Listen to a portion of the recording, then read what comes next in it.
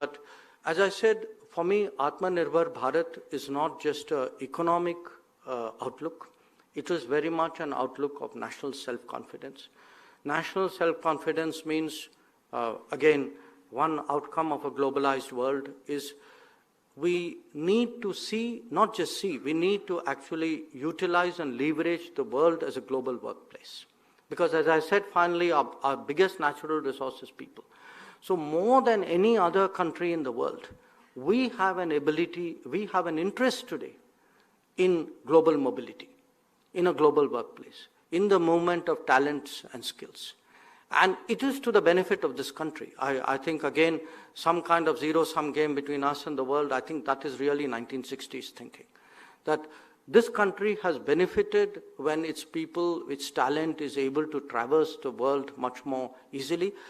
That conviction is very strong in the government. So today, in my domain, dealing with other countries, reaching agreements, creating systems for us, for our people to move, to be employed, to go even on a short-term basis, is something which is very important. Of course, all of this is underpinned by a larger outlook of making it easier to do business, because finally, again, we've heard for a long time about India being a service economy. Yes, that is true, but a service economy should not end up as a rationalization of an inability to manufacture.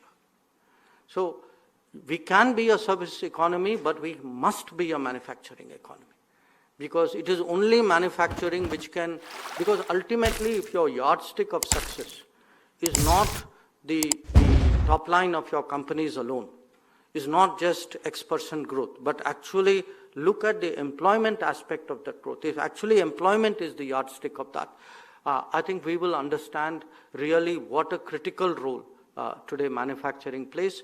And in fact, that is again, I would count among the big initiatives of this government, that there is an initiative called production-linked incentive, which has catalyzed manufacturing. I mean, I was last week visiting the Czech Republic. Now, it's not a place where people perhaps go very frequently. I went there, I had worked, but also I had served as ambassador. And, it was for me very revealing. Our trade today with the Czech Republic was $2 billion. Okay, it was about 1/10 that when I was ambassador. But when I asked the ambassador, saying, okay, what's the biggest item in trade? The biggest item in trade were actually smartphone exports from India to the Czech Republic. Now, that is not something you would have associated naturally with India 5 years ago, and certainly not going to Europe. So I'm citing that to you as evidence. I mean, it's not an outlier. I mean, if you look at our trade again, we are one of the few countries who have not only gone back to where we were pre-COVID, we have actually gone way beyond that. In fact, in the year which has just ended, our exports are the highest that we have ever had.